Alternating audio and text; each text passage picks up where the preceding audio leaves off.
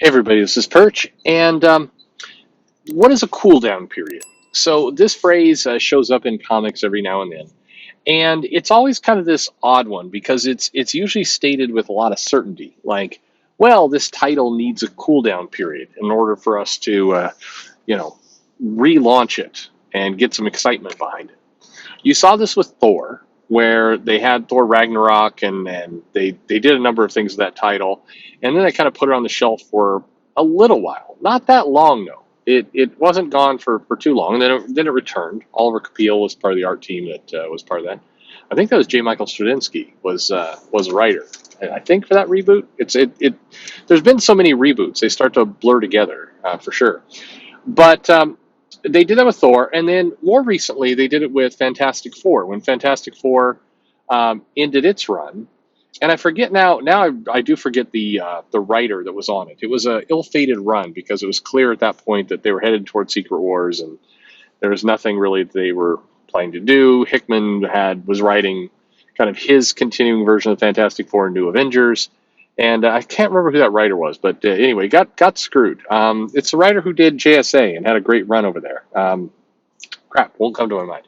Anyway, so at the conclusion of Secret Wars, they basically didn't do a Fantastic Four title for a while, and it was stated as a cool off period. Now, granted, also going on at the time was the Disney Fox kind of dispute, and there was that Fantastic Four movie, and famously Ike Perlmutter was against doing too much to promote things that were in a brand that they didn't have control over. So there was a lot of other things going on, but this has happened in comics from time to time, and it usually follows this same cycle. Now, in fair, to be fair, not so much with Fantastic Four or with Thor, but Marvel is doing the same thing right now with characters like Deadpool. With Miss Marvel is a victim of this. Um, Marvel, in particular, tends to take a character. The character gets some amount of popularity.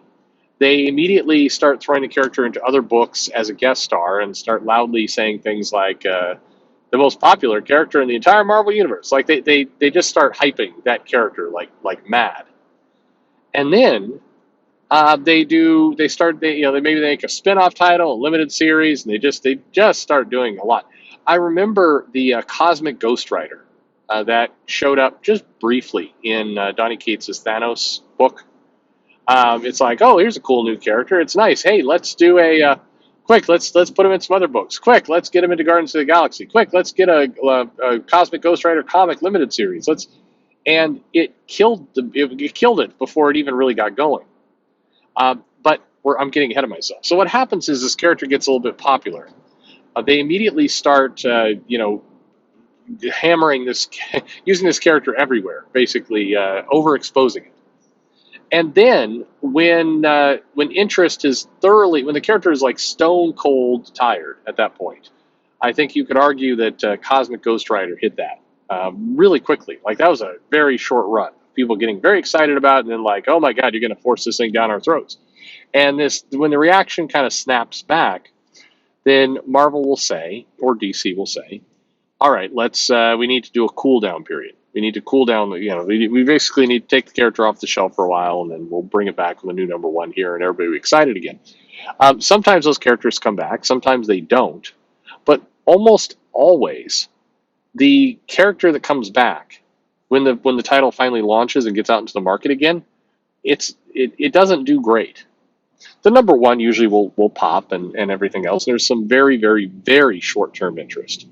But it tends to burn out like really exceedingly fast unless you've got a killer creative team on the book. And then it will tend to last. With Fantastic Four, they relaunched it with Dan Slott, Sarah Pichelli, and it was going to be this is it. This is what you've been waiting for. Sarah on art, a killer team. Dan Slott had that Spider-Man run. Who doesn't love that Spider-Man run? And then well, she was on that book for what, 3 issues or like 2.5? Like she was gone before you even knew. They were soliciting issues before issue number 1 dropped, where she was off the title also. So it just didn't last. And I think the reason why Thor did so well is Capil was on the book for a decent amount of time before, and then they actually put some other really good artists and creator teams on that. That was when Matt Fraction did Thor, and it wasn't terrible, um, you know. But that's the challenge that you've got with the cooldown period. Is it usually is predicated by a complete, utter overexposure, a disastrous overexposure of the character, to the point that it's less that there's a cooldown period and more that you've overexposed things really, to such amazing degree that nobody cares anymore. But there's a long history of this, and unfortunately, it seems like it's speeding up. If anything, it feels like once upon a time, the characters would, they would wait a little while before they started hyping them, and today, it's like, hey, Spider Gwen. Let's get a lot of Spider Gwen stuff going. Hey, how about Gwenpool? Let's get a lot of Gwenpool stuff going. Hey, we introduced a secret daughter of Hank Pym. It's the Wasp. You kind of interested in this new character?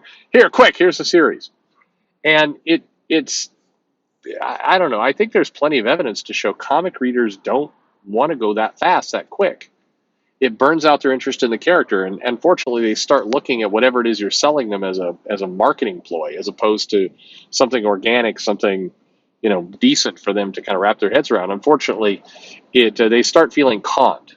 I remember talking to some people with Cosmic Ghost Rider, who were kind of excited to see the character. It's like, oh, is Bright Castle is a Ghost Rider now, Herald of Galactus? Like, what the hell? How'd that all happen? This is crazy. It's a lot of crazy stuff all at once. And then when they started I don't know, it seemed like there was this month where suddenly they were throwing that character into everything. And I remember the same people who were initially excited about it were like, they got me. They fooled me. Marvel they tricked me into liking this character. And then now it's just, they're going to just shill for it constantly.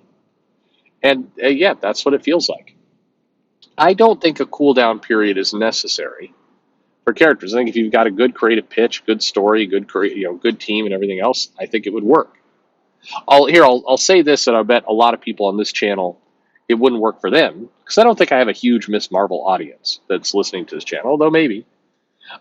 Right now, if you put out a Miss Marvel book, Kamala Khan, with the exact same original creative team, and when you picked up the book, it wasn't tying into, I don't know, whatever Death of Doctor Strange 2 or whatever event was going on. It was just kind of being how it was at the beginning.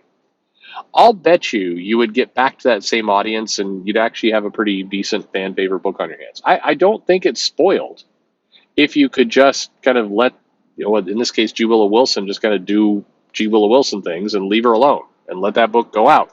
It had its audience. It wasn't until like that book came out and then several months later, it was a minor hit. It was like a good single or a double. And then suddenly Marvel's like, most popular new character ever that everybody loves, Miss Marvel. She's in the Avengers, and we're going to have her over here in the X-Men. And oh my God, how about a crossover book? And it's this is the best. And it's that stuff that started to create the backlash against the character, whereas they had a hit. I think this is, if there's one thing to learn from kind of the past, whether it's Lobo, whether it's Wolverine, whether it's characters that both series have done. I mean, imagine if you had Neil Gaiman's Sandman, which got some popularity to it, and imagine if 4